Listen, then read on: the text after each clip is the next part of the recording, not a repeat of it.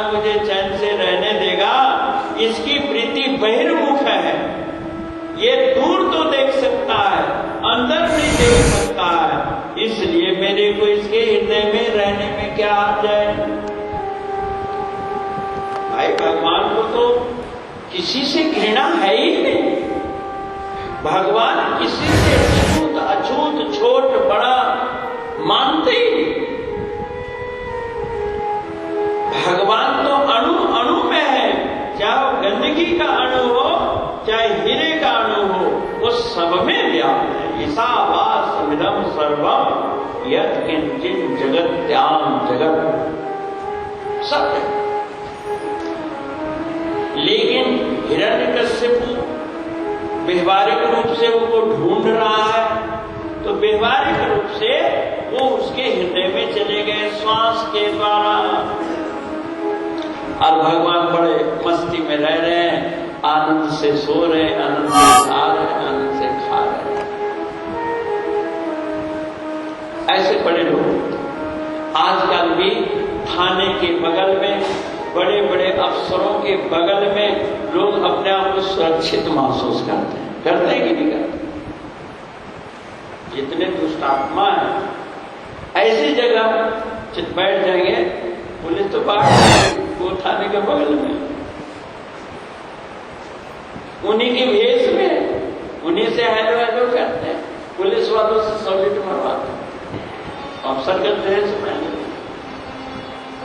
महाराज जी जाते थे परम प्रभु, तो महाराज जी की कार के रंग जो थी हरे मिलिट्री बहुत, तो जितने मिलिट्री वाले सब सलूट मारे। तो हमारी गाड़ी के चलाने वाले जो ड्राइवर थे वो अपने मूंछ पर ऐसे ताव पे, महाराज जी कहते हैं सलूट नहीं मारे, तेलु नमस्ते नहीं कहते, रंग कर रहे हैं, रंग। हम महात्मा भी कई दफा भ्रम में पड़ जाते हैं कि लोग हमें मत्था टेके। जब शुरू में महाराज जी ने महात्मा बनाया, हमने वस्त्र दिया, वस्त्र पहना चीज थी, मैं इस वस्त्र को भी पैर लगाने से डर लगा, यदि मैं नहीं पहने, मेरे कपड़े हैं, परंतु एक मन में था कि महाराज जी का दिया हुआ योगिया है। यह भावपूर्वक, यानी एक साधु को भी वस्त्र के अपमान करने का अधिकार, क्योंकि इसकी वजह से हमारी पहचान है, मेरे वजह से इसकी पहचान नहीं है। हम लोग जो वजह से बहुत सारे ऐसे हैं, जैसे कालने में हुआ, उसके वजह से तो बल्कि देश को अपमान सहन करना पड़ रहा।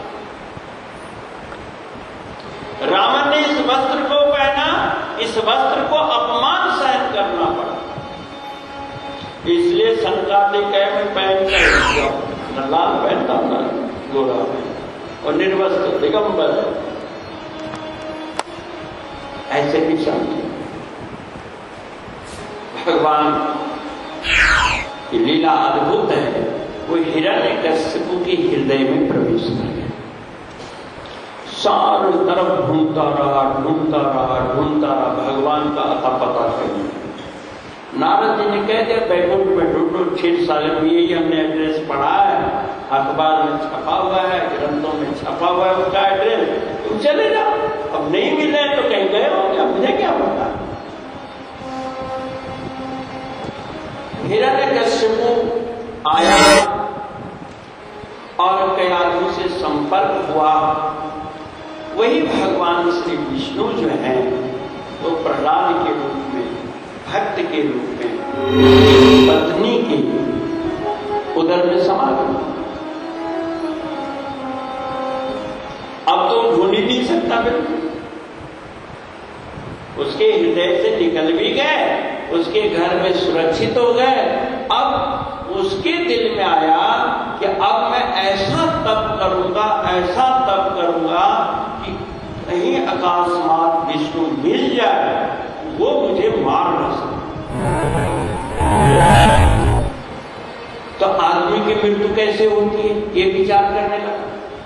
बोले तलवार से, अस्त्र और शस्त्र से मनुष्य की मृत्यु होगी। अस्त्र की परिभाषा नहीं किया। अस्त्र और शस्त्र जो फेंक कर मारा जाए, उस जैसे भाला है, गोली है, ये है ना शस्त्र। अस्त्र जिसको हाथ में लेकर, जैसे डंडा है, तलवार है, इससे मुक्का है, ये हाथ से जो प्रहार किया जाए वो अस्त्र। अस्त्र और शस्त्र से मृत्यु न हो। फिर विचार आया कि रात में मौत होती है, दिन में मौत होती है। पहले तो दिन में ही लड़ाई होती थी, रात में होती नहीं थी। लेकिन वो चूंकि आश्री वृत्ति वाला है, हो सकता है मुझे कोई रात में भी मार दे। तो उसने कहा भगवान जब प्रकट होंगे मैं न रात में मरूंगा न दिन में मरूंगा। पूरी प्लानिंग करी कि अगर मेरे ब्रह्मा जी प्रकट हो गए तो मुझे मांगना क्या, मांगने की लिस्ट चाहिए। आजकल भी तो शादी से पहले लिस्ट बनाते हो कि नहीं, की चाहिए। तुम जितना मर्जी चीज इकट्ठा कर लो, जितनी मर्जी शक्ति के मालिक बन जाओ, कहीं न कहीं अधूरापन जरूर रहेगा, कोई न कोई नुक्स रहेगा। क्योंकि गुणदोष में इस जगत की रचना। गो गोचर जहां लग मन जाई, सो सब माया जानो भाई। वो सब माया माया। हिरण्यकश्यपु ब्रह्मा जी के भजन करने लगा तो एक तोता आया, वृक्ष पर बैठ के कहता नारायण नारायण नारायण श्रीमन नारायण। तोता बोला श्रीमन नारायण नारायण नारायण श्रीमन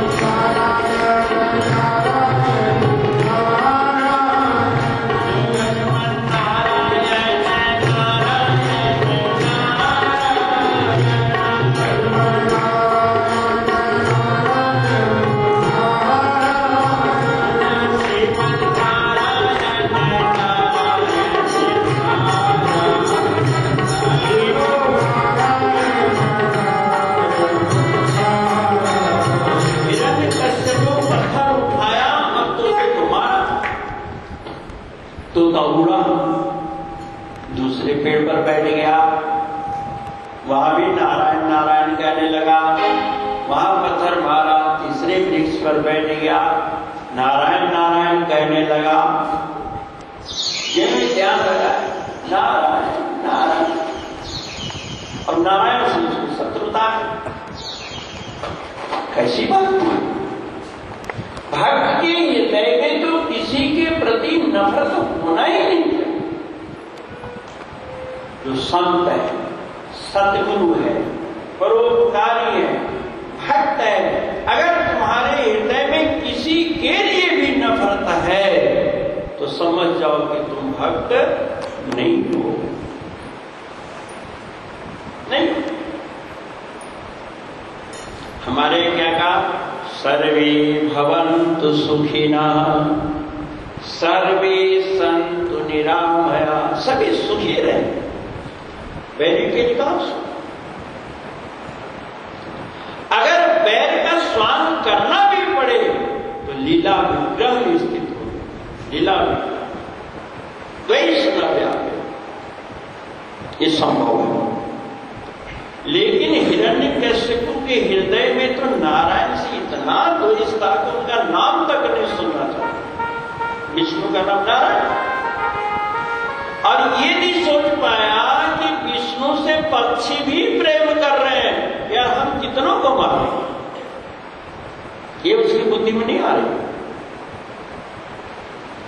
विरोध कर, अंत में उसने तप ही छोड़ दिया, शाम तक परेशान हो गया नारायण नारायण से। इधर कयाधु के दिल में आई बात कि मैं अब इनके तेज को मैंने धारण किया है, काश ये भी प्रभु का सुमिरन करते, मैं भी प्रभु के सुमिरन करती तो गर्भस्थ शिशु जो है धर्मात्मा होता। कई आदमी ने विचार किया कि पति देव से नाम जपवाना चाहिए। देखो बहन, तुम चाहो तो सब हो सकता है, लेकिन बड़ा मुश्किल। आजकल सब सत्संग सुन करके आदमी इतने परिपक्व हो गए कि वो पत्नी की बात ही नहीं सुनते। हित की बात बहुत कड़वी लगती है, क्या वो पत्नी